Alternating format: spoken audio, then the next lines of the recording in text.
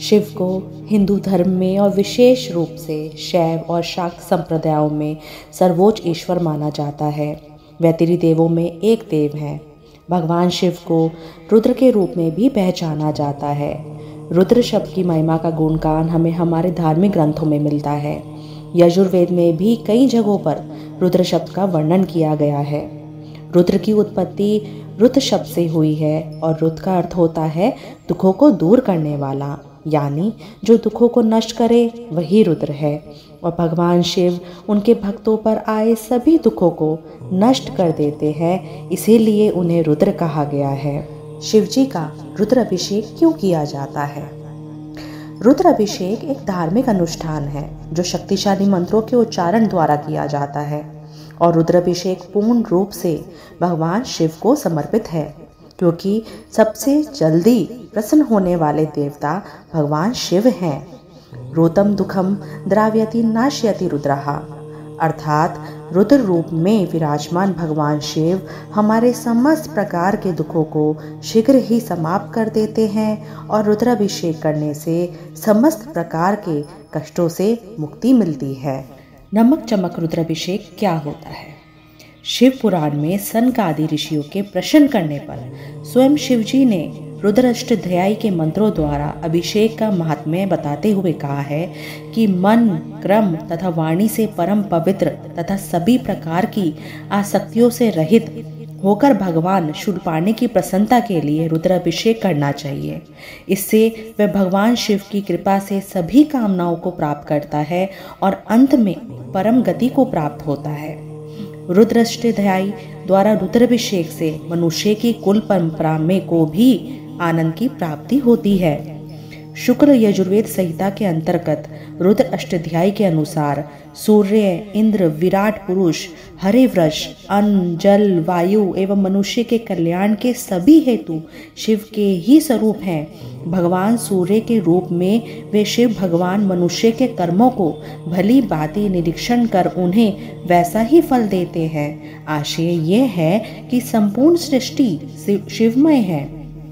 रुद्र अष्टाध्यायी के कुल 10 अध्याय हैं, परंतु 8 अध्यायों तक ही मुख्य माना जाता है, क्योंकि सिर्फ इन 8 अध्यायों में भगवान शिव की महिमा और कृपा शक्ति का वर्णन किया गया है। वायु पुराण के अनुसार जो रुद्राष्टाध्यायी के नमक पंचम अध्याय और चमक अष्टम अध्याय तथा पुरुष सूक्त जो दूसरा अध्याय है का प्रतिदिन 3 बार पाठ करता है, वह ब्रह्मा लोक में प्रतिष्ठा प्राप्त करता है। रुद्र अष्टाध्यायी का पाठ करते समय 5वां और 8वें अध्याय को नमक चमक पाठ विधि कहा जाता है। जो नमक चमक होत मंत्रों और पुरुष सूक्त का सर्वदा जप करता है, वह उसी प्रकार महादेव जी में प्रवेश करता है जिस प्रकार घर का स्वामी अपने घर में प्रवेश करता है। जो मनुष्य अपने शरीर पर भस्म लगाकर और जितेंद्रिय मतलब अपनी प्रबल भावनाओं पर नियंत्रण कर लेता है, उसके बाद निरंतर रुद्राष्टाध्याय का पाठ करता है, वह परामुक्ति को प्राप्त करता है।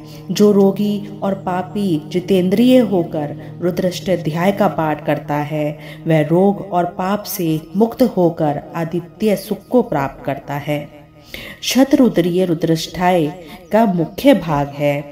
शतरुद्रीय रुद्राष्टाय का पंचम अध्याय को ही कहा गया है। इसमें भगवान रुद्र के शताधिक नामों मतलब 100 से भी अधिक नामों द्वारा उन्हें नमस्कार किया गया है। शतम रुद्रा देवता अस्येति शतरुद्री मयुचते।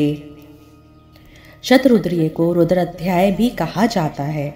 भगवान वेद व्यास जी ने अर्जुन को इसकी महिमा बताते हुए कहा है, पार्थ, वेद सम्मित यह शतरुद्रीय परम पवित्र तथा धन, यश और आयु की वृद्धि करने वाला है। इसके पाठ से संपूर्ण मनोरथों की सिद्धि होती है। यह पवित्र सब पापों का निवारक तथा सब प्रकार के दुख और भय को दूर करने वाला है। जो सदा शतरुद्रीय को पढ़ता है और सुनता है तथा निरंतर भगवान विश्वेश्वर का भक्ति भाव से भजन करता है, वह त्रिलोचन के प्रसन्न होने पर समस्त उत्तम कामनाओं को प्राप्त कर लेता है। इसी प्रकार अलग अलग वेदों में शतरुद्रीय की अलग अलग महिमा बताई गई है। पंचम अध्याय को जो कि रुद्र सूक्त है, जिसमें नमः शब्द का विशेष रूप से अधिक मात्रा में प्रयोग किया गया है, जिस कारण इस अध्याय को नमक भी कहा गया है। इसी प्रकार अष्टम अध्याय में चा में का बार बार प्रयोग हुआ है, जिस कारण अष्टम अध्याय को चमक पाठ कहा गया है। अब बात करते हैं कि रुद्र अभिषेक हमें किन चीज़ों से करना चाहिए। रुद्र अभिषेक में अलग अलग चीज़ों से अभिषेक करने से अलग अलग फल प्राप्त होते हैं। जल से अभिषेक करने से सुख समृद्धि और ग्रह नक्षत्रों की बाधाएं दूर होती हैं। दही से अभिषेक करने से पशु, भवन और वाहन की प्राप्ति होती है। गन्ने के रस से अभिषेक करने से लक्ष्मी की प्राप्ति होती है। शहद और घी से अभिषेक करने से धन की वृद्धि होती है। तीर्थ जल से अभिषेक करने से मोक्ष की प्राप्ति होती है। इत्र मिले जल से अभिषेक करने से बीमारी दूर होती है। सरसों के तेल से अभिषेक करने से शत्रुओं पर जीत मिलती है। भांग के रस से अभिषेक करने से मानसिक तनाव कम होता है और आत्मा को शांति मिलती है। अपने घर में आप खुद रुद्राभिषेक कैसे कर सकते हैं, जानते हैं उसकी सरल विधि। सबसे पहले आप अपने पूजा स्थल को साफ कर लें। उसके बाद सर्वप्रथम पंचोपचार पूजन करें अपने इष्ट आराध्य की। गणेश जी और भगवान नंदी की आराधना करें। उसके बाद कर्म साक्षी दीपक जलाएं। उसके बाद शिवलिंग को गंगा जल, दूध, चंदन, हल्दी, कुमकुम, बेलपत्र व अलग अलग चीज़ों से आप अभिषेक करें।